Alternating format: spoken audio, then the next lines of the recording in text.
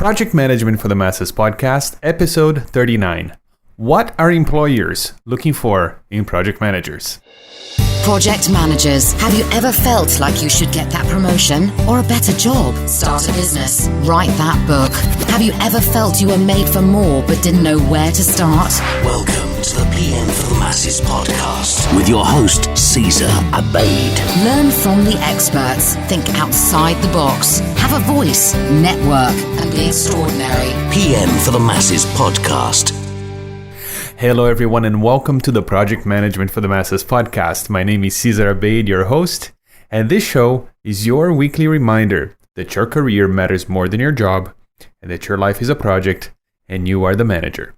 Whether you work for a company or for yourself, your job stability is really just your ability to land your next gig. So, join me in practicing intentional, planned, and value-adding relevance, starting right now. Have you ever wondered what employers are looking for when hiring a project manager? Or maybe have you ever thought to yourself, what could I do to stand out more in the job market? Well, today is my attempt to bring you some ideas that will try to answer both of these questions for you. And in today's episode of the PM for the Masses podcast, I bring you Dr. Noel Radley from softwareadvice.com, who recently did a great study that kind of dissected the current project management job market. Very, very cool study that they did across 300 job postings that are out there right now. And right after that, I will share with you my conversation with Katie Bauer. She's a recent graduate from a project management program here in Canada who is doing an outstanding job at engaging the project management industry, both offline and online. So, yeah, that's right. I'll bring you today 2 interviews for the price of 1. So let's get started. Special guest coming up next. PMforthemasses.com. PMforthemasses.com. Good afternoon, Noel. How are you? I'm doing great, Cesar. Well, you guys at softwareadvice.com produced a report on project management and the project management job market. And you reached out to me with the blog post, and I thought it was really interesting, and I thought my audience here would really enjoy learning more about that. So tell us a little bit about the piece and the research behind it and some of the findings that you reached. Well, the project management blog on softwareadvice.com looks to provide resources on technology, but also project management best practices. And we're new to this field and to this market, so we really wanted to survey and get a lay of the land of the project management job market. And so our idea was just to collect general data from open listings. Job listings on Indeed.com is where we got all of our data, and to collect that together in a way that project managers could start to see patterns and trends, and that could help them think through their job search. Mm-hmm. And so not only do we want to get a general lay of the land, we wanted to drill down in a few different industries and see how project management compared across these industries. And so that's why we looked at healthcare, IT, and aerospace, especially since PMI had indicated that those were areas of growth in project management. And we hope that this would be able to help project managers compare and see if these industries had different kinds of opportunities for them, whether a career switch between industries was possible or recommended, and help get a sense of what credentials or qualifications each different industry required. So that's what we were mainly looking for. That was our kind of general approach to the piece. And so what we did was we looked at 100 listings from each of those industries. Okay, and that would be IT, healthcare, and And aerospace. Aerospace. Okay. Now I'll tell you, this is a great service that you've provided to our industry here. A lot of my listeners, they reach out to me with this type of question. What they're either beginning their career and they're trying to choose which industry to go into, or they're looking for a change. They're going from IT somewhere else, or they are new grads and they're trying to to see what it is that the project manager jobs and the people who are hiring them, what they're looking for. So this is a great resource, and I'm gonna add a link to this post on the show notes for today's episode. So if you're listening, you can go back to pmforthemasses.com and find the piece there. So now, Noel, what was the most interesting finding from this analysis? Well, I think the most interesting finding was the higher education requirements were so low across all of the sectors. There were only 2 out of the 300 listings that required an MA or an MBA. That's 0.7%, so that's very low. And we were not surprised that aerospace engineering had the highest education and experience requirements, just because it's such a highly specialized field and has safety liabilities written into the kind of work that they do. But even aerospace didn't have any MA requirements. They had 24% of aerospace listings recommended or desired an MA. So still, that's statistically that's a low threshold of entry for in terms of education requirements. Also, in IT, that was the lowest for having formal education requirements. In 38% of IT project manager jobs, no bachelor's was required, and equivalent experience was often accepted in lieu of the degree. So we thought that the fact that project management has some areas where you can come in and work without necessarily a two-year master's and maybe sometimes not even with a bachelor's degree, that's a low threshold for entry for people who are just entering project management. Yeah, that's I did not know that IT was the lowest. I guess of the 3 that you look into, but yeah, there is it's a very broad industry, and usually you'll find, for example, the people in construction, they do have the bachelor's and they've been in construction. They're construction people, But other industries, it's more flexible, like IT. There's a lot of people in IT that move to different fields and vice versa. But that's interesting. So only 38% of the IT jobs required a bachelor's. That's right. Only 38 required. Now, maybe more than that would desire a bachelor's across all the fields. In IT, is 60% either did not list or would accept equivalent experience. So even a higher percentage would accept equivalent experience. Mm-hmm. Now, what implications do you think these findings have for PM job seekers, people who are in the job market right now?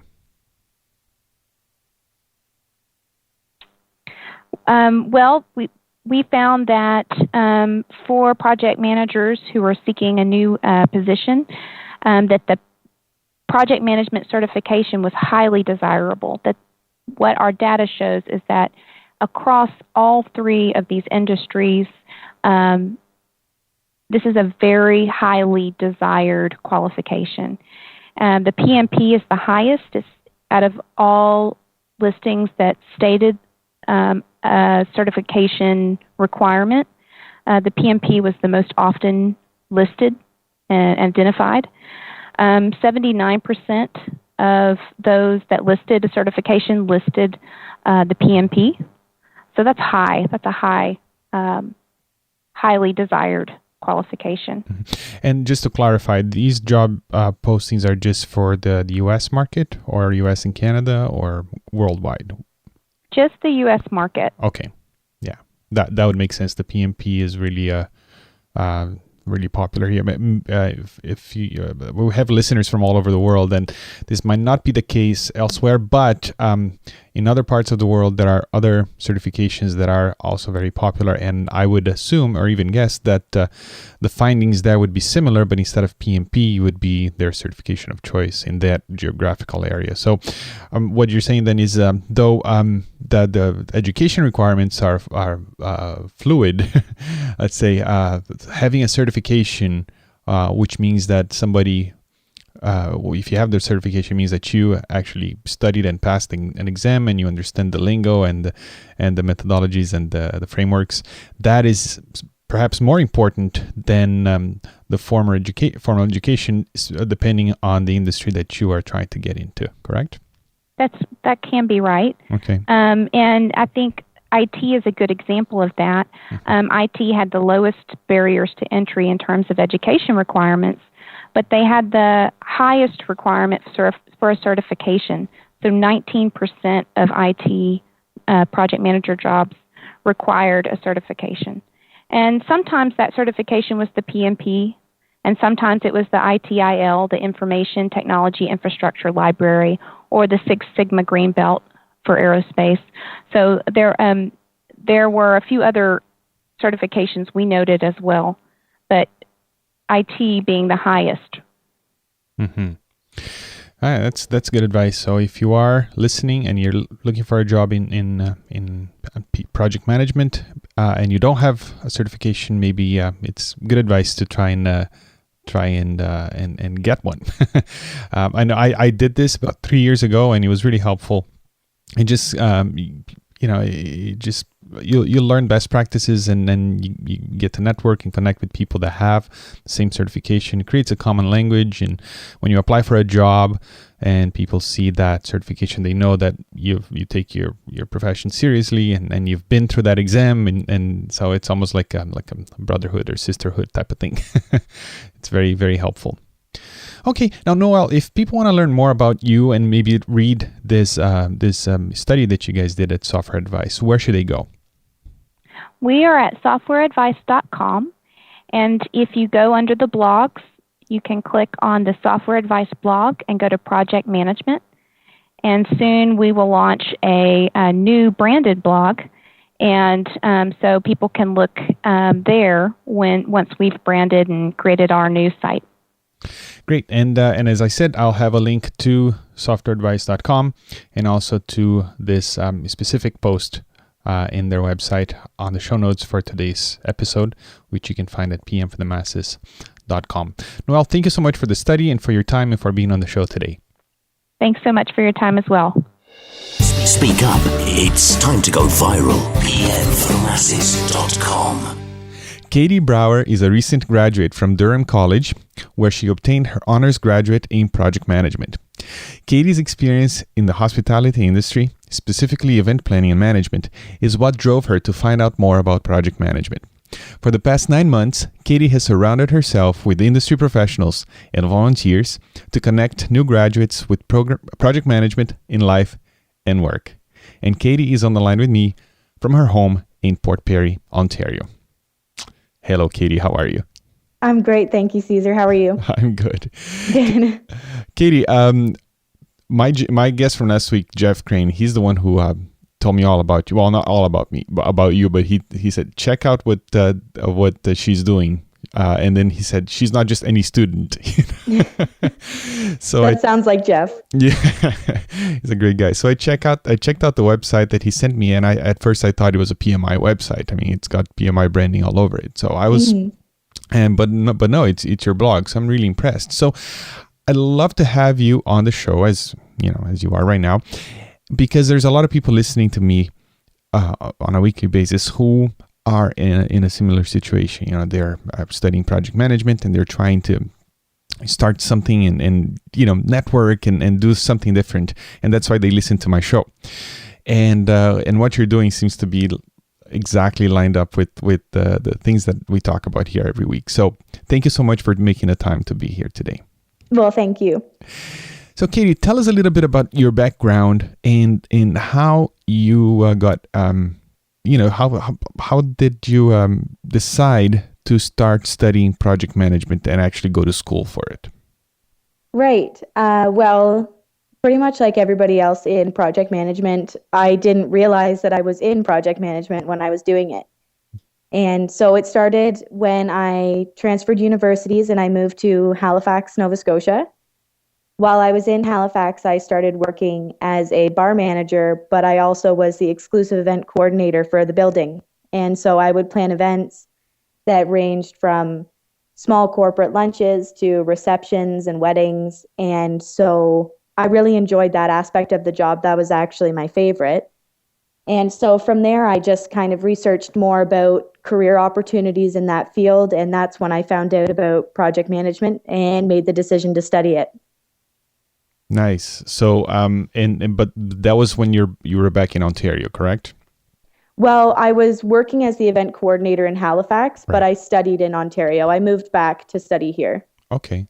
All right. So, what kind of program did you enroll in? It was actually the first year of this honors graduate program at Durham College. The first year was 2013, 2014, and it's an 8-month graduate program course. So it required that you had a university degree or a 3-year advanced diploma. And I had neither of those things. So I was accepted based on my work experience, actually. And the rest is history. It's just a general graduate program. It wasn't industry specific. And it was an amazing opportunity to be a part of the first year for the program. Nice. So, how many people in the program were there with you? There was 26, I believe, in the first enrollment, which dropped down to 24 by the end of the semester. Okay. And what kind of students were there with you? Similar backgrounds to yours, or how was it a mishmash, or how was it? It was quite a mix. It was quite a mix. There was a lot of people from engineering, but that ranged from civil to chemical to electrical engineering. And then there was advertising students, business students. We even had a girl in the class that had a BA in history. So there was really every educational background represented in our class. Very nice. Now, when you started studying project management, how did that relate to your experience? Did you have light bulbs going on? Tell me about that experience. That is the perfect way to describe it. It's that the first day in the classroom, it was light bulbs just went off. I had been struggling with my education and what I wanted to do and where I wanted to go. And it was the best decision that I ever made, because I remember sitting in class in the first day and thinking, okay, this is it. This is what I'm going to do for the rest of my life. Wow, right on your first day.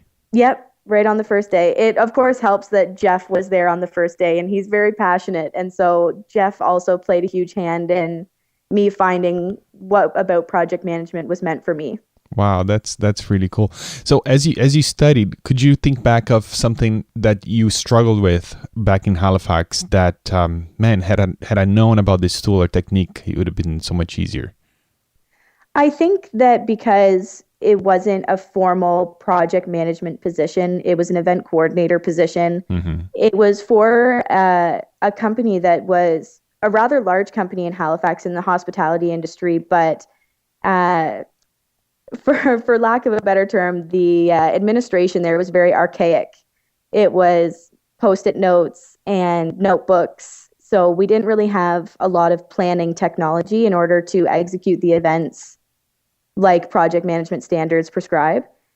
And so there was a lot of times that we were just kind of flying by the seat of our pants and hoping that everything went off without a hitch. And I find that in project management teachings, especially through PMI, the importance is really stressed on planning. And planning was definitely not the bulk of my time spent in Halifax in that position. So I realized the importance of it more once I began studying it. Okay. Now, a typical pattern for those taking a program like yours is, they take the classes, they attend some networking events, and then they start applying for jobs, sending resumes and going online, trying to find positions. But you're doing things a little bit differently, right? So what motivated you to to get involved with PMI even as a student? Well, like I said, I don't have my undergraduate degree. I'm actually going to finish that this year.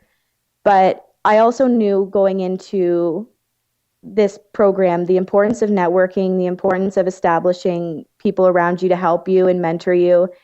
And I also realized that a lot of people that are going to be graduating from this program have a leg up on me because they have a solid base education before joining the graduate program.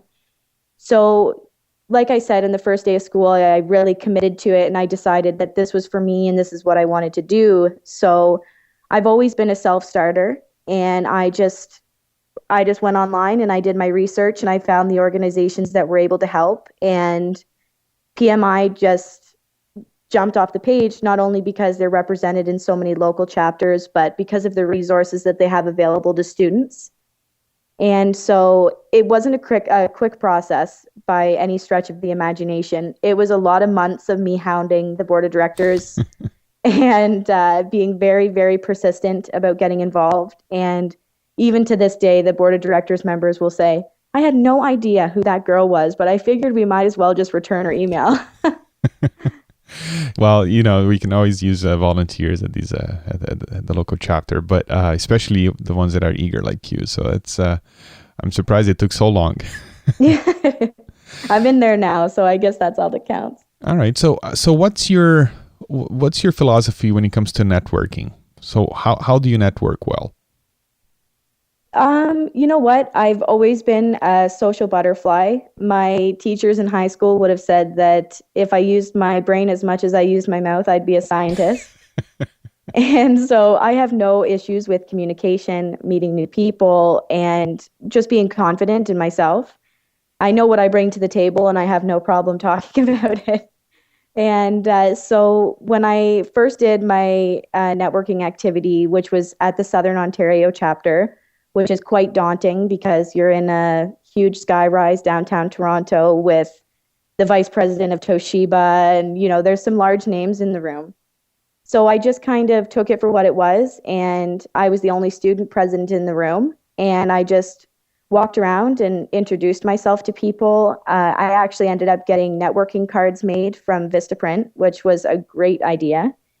And I just continued to insert myself into those situations, just talking to as many people as possible and getting as much information out of people as possible. Mm-hmm. Explain to us what a networking card is. Oh, so it's just a business card, but rather than, your name and your title and all of your work information, I just put my personal information with my LinkedIn website on there as well, so that people could see my credentials, they could see my background, and they also had contact information for me should they require any additional information. Cool. So let's say you approach the vice president of a big company at this networking event. So how do you do that? How do you approach that situation? Well, the good part about the networking activities is that everyone wears name badges, but on their name badges, nobody writes where they work, what their position is, who they are. So when you're walking into that situation, you're really walking into it blind. I mean, as far as I was concerned, everybody in the room was equal. We were all Project Management Institute members. Some of us were volunteers, some of us weren't, but regardless, we all paid the same nominal fee to attend that meeting. So I just viewed it as we're all here for the same purpose. We're here to meet, mingle, and to also learn some things from the guest speaker. So I just wasn't intimidated by it. I just figured I have nothing else to lose. I might as well talk to some people here tonight. Mm-hmm. So you just approach someone, extend your hand, said, "Hey, nice to meet you. I'm Katie," and then see where he goes from there. Yeah, absolutely. Very nice. That's it seems simple, but it's a lot of people don't do that. They go to the networking event and then they meet somebody that they know. Oh, there's so and so, and then they sit next to them and they spend the whole time just chatting to someone they already know, which to me kind of defeats the purpose of the whole thing, right? Oh, absolutely. And I still go to the monthly member meetings all of the time and the networking activities that they have. And each time I make a point of it to talk to different people. If I see people that are, congregating in their usual groups, I'll usually walk people around or sit at different tables because it is all about the experience. And that's the point of these meetings, and that's the point of networking, is to meet new people. Cool. Now, but you took things up to a new level with the stuff you're doing online. Explain to us. Well, first of all, explain to us how you are involved. You're involved in 2 chapters. So, what are you doing with the 2 chapters that you're involved with? Okay, so I volunteer for the Southern Ontario chapter. That chapter is kind of a mishmash of responsibilities. Sometimes I go to career fairs or business case competitions, and I just stand at the PMI booth and talk to everybody about what PMI offers and the benefits of being a student member. Most recently, I was put on a team with about 5 or 6 other individuals that are all represented from the local colleges in the area that have project management programs. And we were kind of brainstorming a way to increase student membership to PMI. And so one of the men that's on the team with me had suggested doing podcasts like you do, and interviewing and going to events and having the technology team at PMI involved. And from there, it kind of just kept going, and ideas kept getting generated. And I proposed that we just have a multifunctional blog where we can kind of be able to do everything. And so Manny is his name, Manveer Gill. He ended up taking the responsibility of webmaster. And so he designed that beautiful blog that you see today with all of the PMI branding and formatting. And I serve as the lead content generator and editor-in-chief of the blog as well. Very cool. And who contributes to the blog? Right now, there's only a select few of us on the committee that will contribute. Mm-hmm. We do have directors, of course, that are on the board of directors that help with moderation and also generating content ideas. And they're always looking for recruits that are willing to just do freelance writing for the blog as well. Mm-hmm. We're just really trying to keep it from the student perspective. And that's not meaning, recent graduates or people that are still in university. It's anybody that's learning project management or wants to become interested in project management. So it's not a juvenile blog. It doesn't have rudimentary content. It is, high-level content. We talk about project management best practices, and it's really for anybody that's just looking to know more about PMI, project management, or getting certified. Mm-hmm. Now, this is really smart, and for the listeners who have been listening to me from the beginning, they know that I'm probably nodding my head here as I listen to you. This is it adds value to the whole industry, and also allows students such as yourself to, with a platform to write and generate content. So when you are graduating and looking for work and people Google you, they're going to find that blog and they're going to find your content, the articles that you wrote. Mm-hmm. And that is, it's way above the average, job applicant out there with your level of experience. So I applaud you. This is a great initiative, and you guys are doing a fantastic job. Oh, thank you. And also for the other students as well. It's an opportunity for them to have something published, under their name and start creating a reputation as well. So it's a very, very good idea, and I really I'm going to add a link to your blog for the show at the show notes for today's episode, and so people can go and check it out and see exactly what I'm talking about. That's great. So all right, so let's say so how do you see, let's look at it from a more let's say a selfish perspective here. As you see all the work that you're doing, it's great that you're helping the chapter, you're helping other students, but how do you see all that you're doing helping you in your career when you leave school? You know what? It's funny that you say that, because I've kind of been having I've been asking myself that question a lot lately too. I am not a school person myself. I'm not someone that enjoys taking classes or going to school. And so when I started this graduate program, I said, okay, dedicate your life to it, put everything that you can into it, and then hopefully at the end you'll be recognized for all of your hard work and you'll get a job. That was my expectation. And so now it is 3 weeks after graduation, and I still have yet to get any phone calls or anything like that. So at this point, I'm just being patient.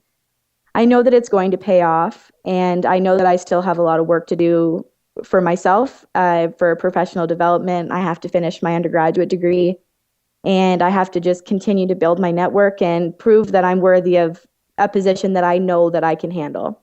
Mm-hmm. Very good. And you give so much, you give it, then at some point it's absolutely legitimate for you to go and ask, Mm-hmm. Yeah. Especially with all the people that you've been meeting, and there's people who are involved in companies who are hiring, and I'm sure you're making a good impression, especially when compared to other students who are not doing anything that you're doing. So I think you're gonna be fine. Well, thank you, Caesar. I have faith as well. Very good. Now, all right. So let's say there is someone learning project management and listening to this episode right now, mm-hmm. or someone who is in project management but looking to change industries, or looking for a change and maybe a bit lost when it comes to networking or doing stuff online. So do you have a tip for those who are listening right now in that situation? I would say that because one of the things that drew me to project management is the fact that it isn't industry specific. I know that a lot of people will get up in arms about that because project management is very different relative to what industry you're working in. But as I know that you believe, project management is it's a skill set. It helps you in your everyday life. It helps you with your decision making, and it helps you in your professional life as well at work. And I think that as long as people remain confident and continue to work on professional development and network and meet different people while also remaining confident in the skills that they bring to the table, something will come. I mean, that's what I am saying to myself at this point anyway. But I just think that we're in such an exciting time in the world right now where everything is changing, and we have one key demographic that's leaving the workforce and another key demographic that's entering it. And I think that if everybody just keeps that into perspective and keeps thinking about what we can contribute and what we can change, then everything will work out fine.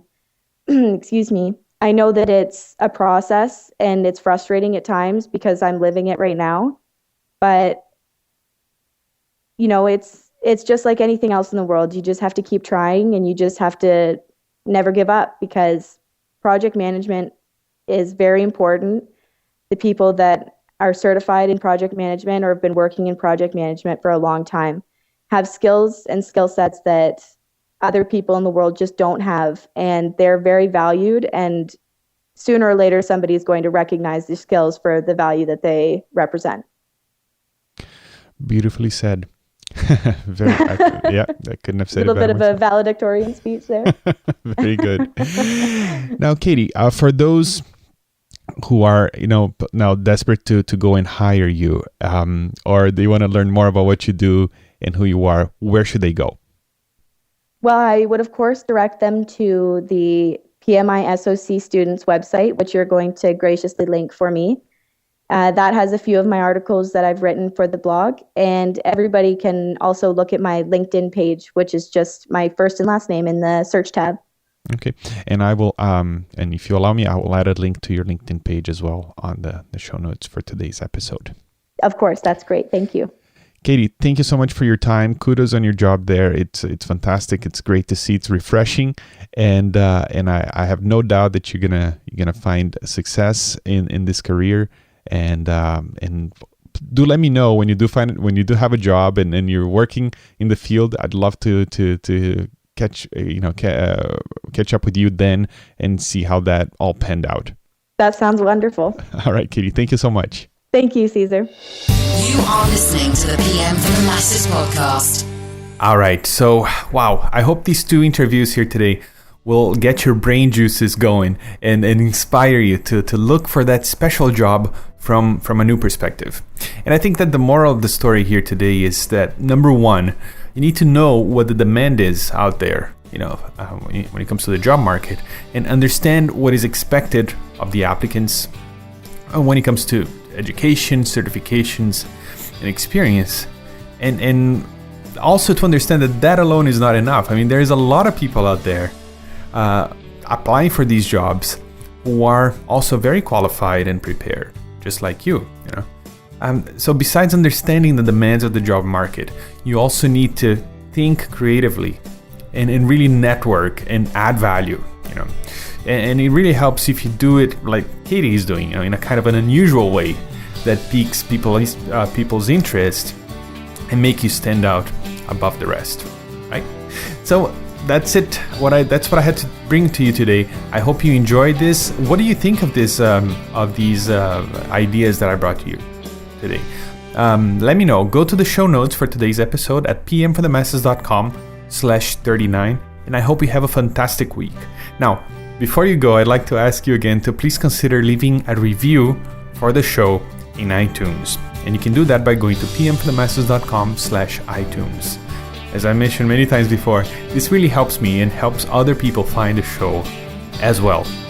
Oh, one thing I forgot, all the links that we talked about, including the link to the article, the link to Katie's blog and her LinkedIn profile, can be found at pmforthemasses.com/39. And you'll also find the show notes for today's episode there.